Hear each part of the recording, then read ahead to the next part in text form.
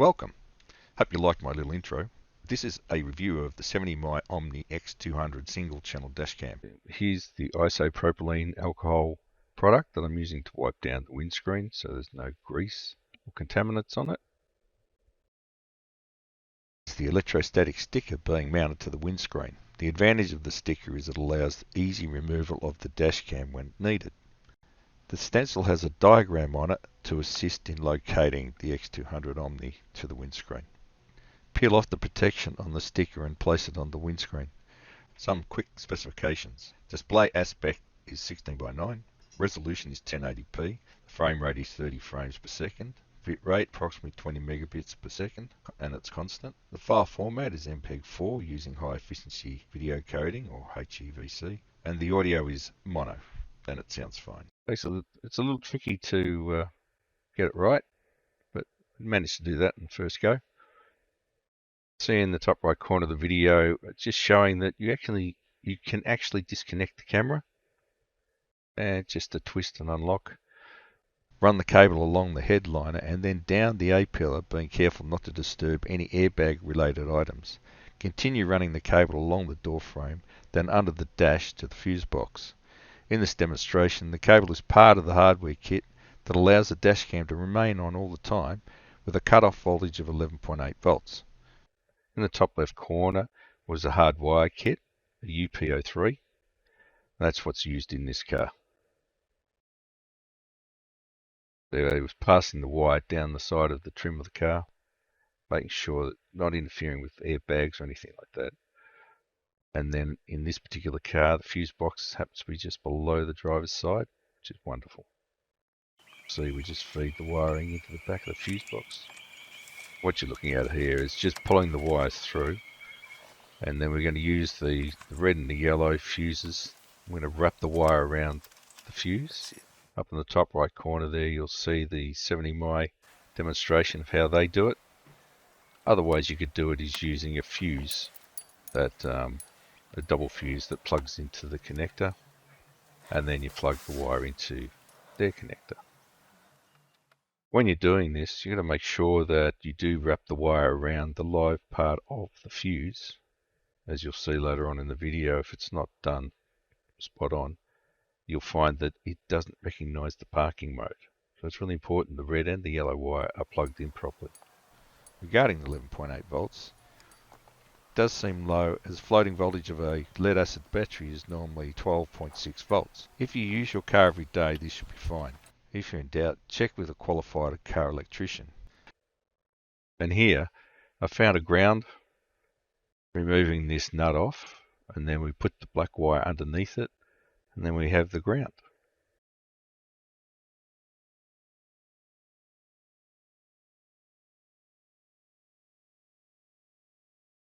Came through. Finished with the fuse box, closed it up. Now we're waiting on the dash cam to boot. It's full power.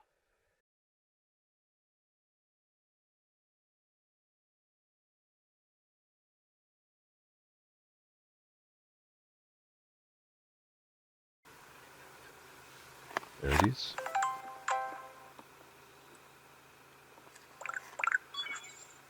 That's its initialization method. Please connect your app to activate the dash cam. So with this particular dash cam, you have to create an account to actually connect to it. I've already got an account, so I don't need to do that.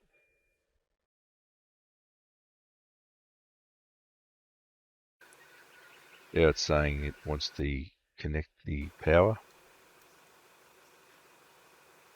It's identified the dash cam as a 70mm X200. Click the power Waiting for authorization. Pressing that button there will synchronize the phone to the dash cam. That's where I got the graphics from at the beginning.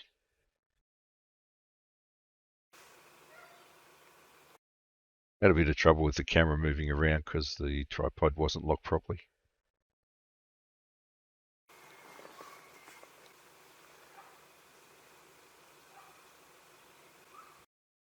You've got to scroll up to get to the Omni camera, given that I had the A 810 as the first camera installed. Now it wants to join the Wi-Fi network on the phone.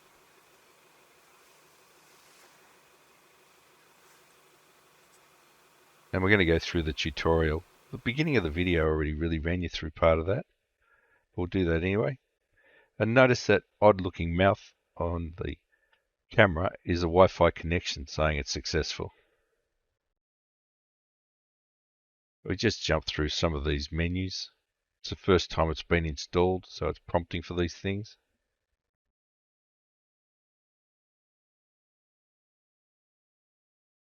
Just rocking the camera to get it to angle at the right angle.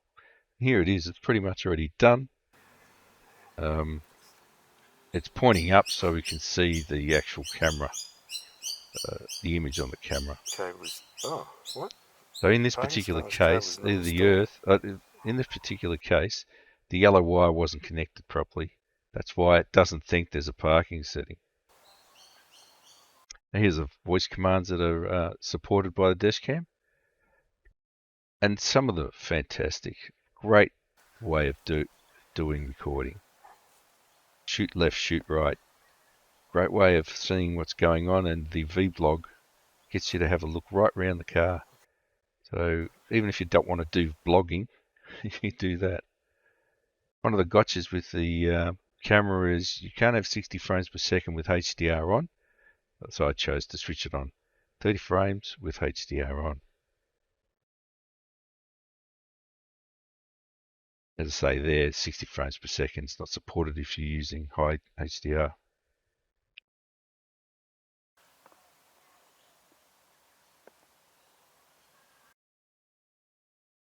It's just switching on HDR and the notes. Here's where you'll get the GPS indicators.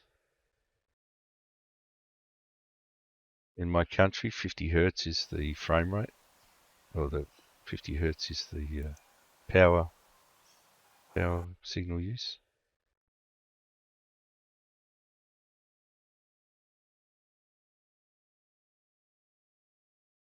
With this is how you set the camera so it knows the boundaries of the windscreen, and also adjusting the camera's angle. So I had it a bit too low. That looked fine, but turned out once I was trying to get the ADAS to work, it wouldn't work because the camera was too low. So just changing the angle a little bit made the ADAS work fine.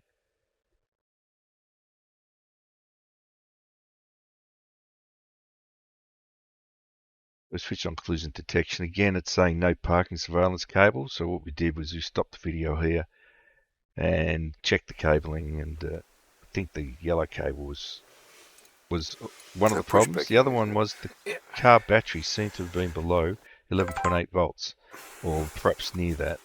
And this Dashcam with that hardwired kit won't work under 11.8 volts.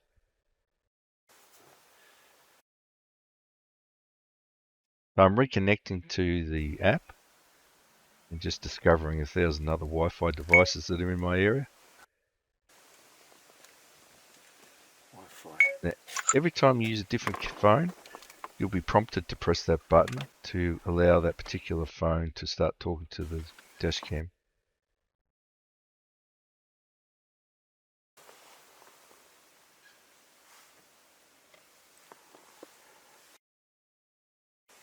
Connection to the cat Dashcam is pretty straightforward.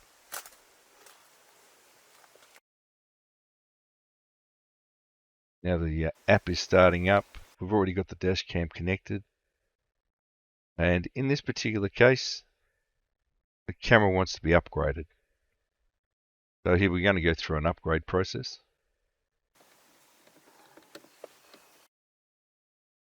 So the version date is the 25th of the 6th, 2024, version 1.7.61 WW. Now, I don't have Wi-Fi running, so I'm using my 4G connection. It was just warning me that it's going to use 4G data. This is in real time, this speed download. I found the camera seems to be pretty quick in downloading. I haven't got specs exactly of what it is yet, but yeah, I haven't really complained. It's been pretty good. Mind you, this is a high definition camera, not a 4K camera, and it doesn't have 3 cameras, it only has 1.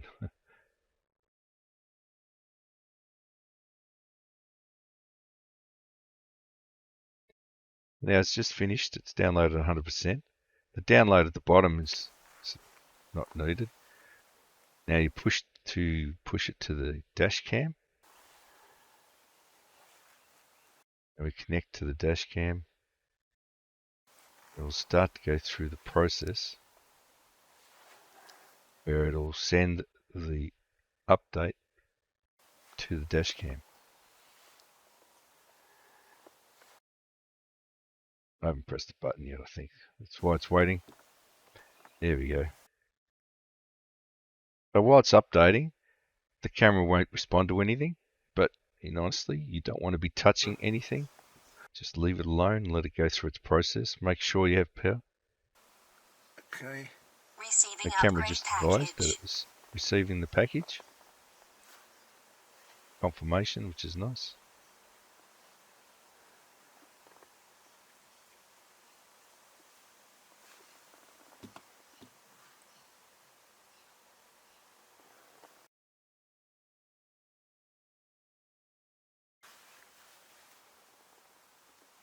The download speed isn't too bad.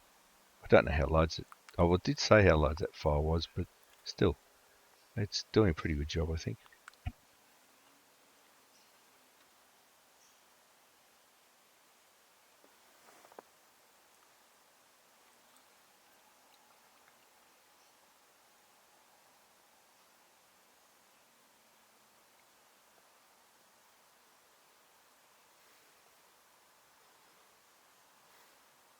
Upgrade package received. Start recording a video. Upgrading. Do not disconnect from power source. So there you are. The download to the camera was successful. Now it's installing that upgrade or update. Don't want to be touching anything. It's rebooting. So wave goodbye.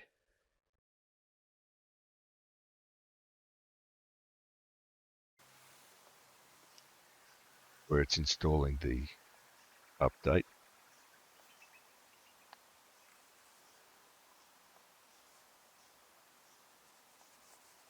Again, this is in real time.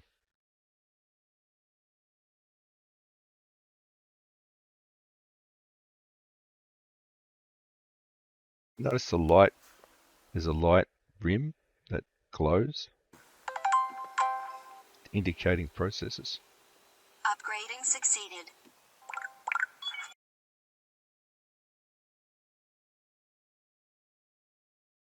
So the upgrade was successful. It did its initialization. Now it's working, it's running.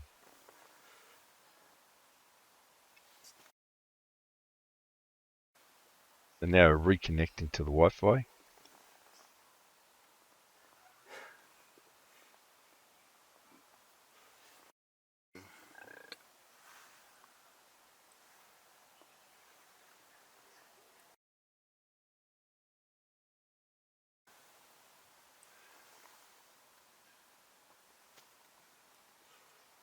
Notice the unusual mouth on the face. That's telling you that the Wi-Fi is connected successfully.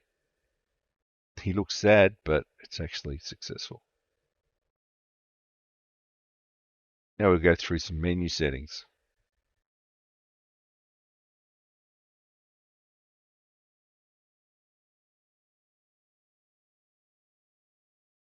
Some of these things we've already covered.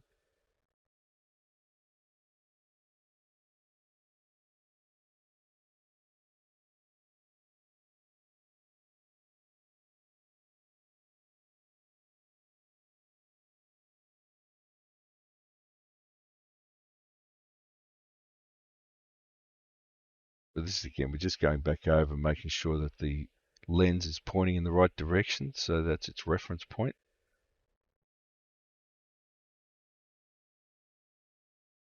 So in a minute I bring up an image, it's a little bit, pointing a little bit too low.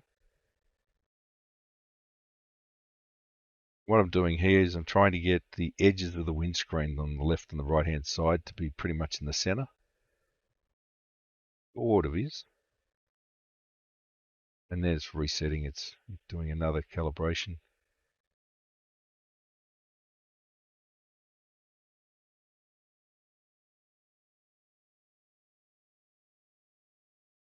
Yeah, and the other thing is, if you notice that while it's going into the parking settings, it's not complaining about the hardwire kit not being connected. The hardwire kit is connected, working properly, and now we can actually do settings for the parking. You'll notice the screen's been blocked out a bit. That's just for privacy reasons.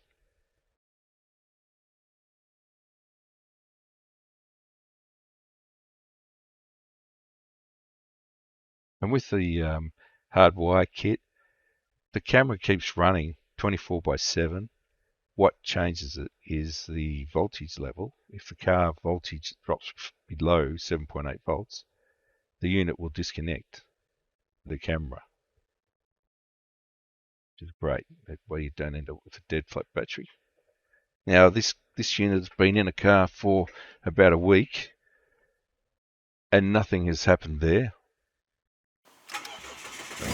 Now in this particular case, we discovered that the car needed to be started, maybe because the voltage level was too low. I'm not 100% clear on that, but after we did that, everything seemed to work really well.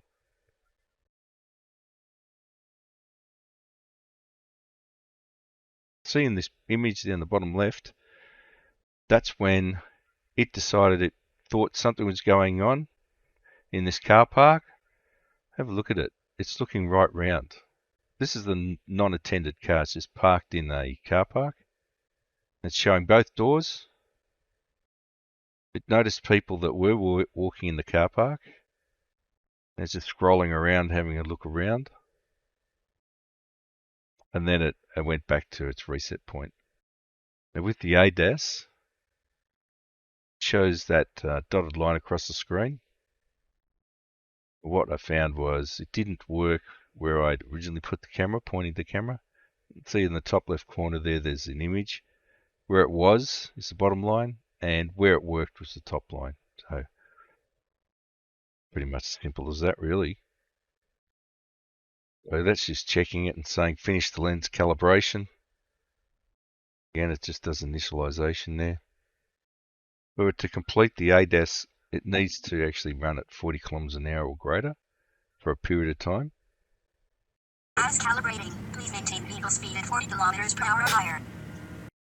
The pedestrian collision warning and the rider collision warning, they actually work really well. The front vehicle, if you're in peak hour traffic, that can become quite annoying after a while. It doesn't realize that you're in peak traffic, so it just keeps telling you about cars. That can be annoying. Great feature here is you can talk to this camera. As you can see, the menu options there. They shoot left, shoot right, take a photo, shoot emergency video. Quite good. And here you have general settings for a dash camera, recording the audio. The different things you can have displaying on that little screen. I left it on the one that's there. The auto off after stop. It says 20 minutes.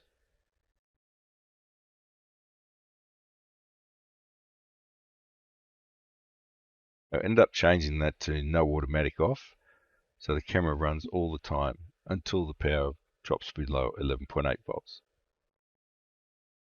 which it won't do while the car's running. When you start the dash cam, what will happen here is Wi-Fi will be enabled and you'll be able to connect to it straight away. Here's you've got the amount of GPSs that it's picked up. So the more GPSs, the more accurate I imagine it would be.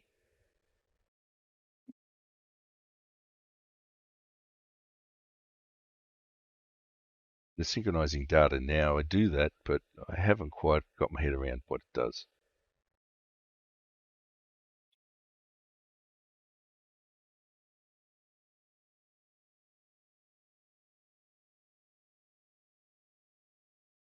When you're requesting help, you can retrieve data and send it off to the support team.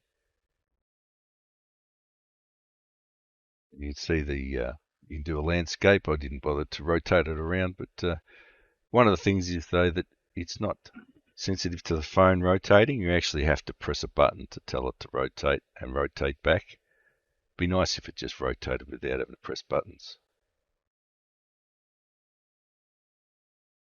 So I've exited the Dashcam.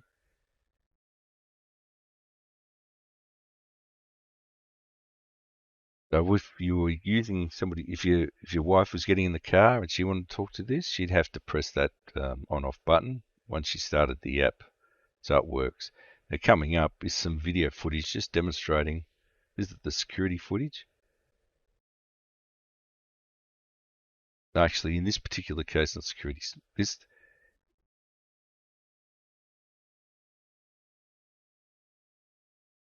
Go on here. Notice the interior light was on. That again. One of the things about this dash cam is it seems to favour left-hand drive vehicles, so the lens tends to go to the left before the right.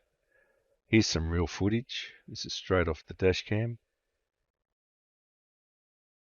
It may be being displayed in 4K, but it's not a 4K camera. It's just that I was filming everything in 4K, so I just dumped this video on top of it. I'll be uploading other video in the future to demonstrate the way this works. I noticed in this video there is some stuttering of the video. I won't say drop frames, but just seems to be a little bit jerky. Quality's fine, but a little bit jerky.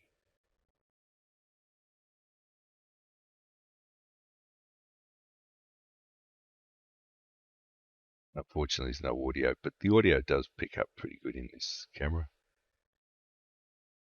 The jerkiness. Found this same issue with the A810. Now this is in a car park. The owner of the car just got in it and it swung around. But unfortunately, being a right-hand drive vehicle, it's the other side of the car. And they're the features it's got.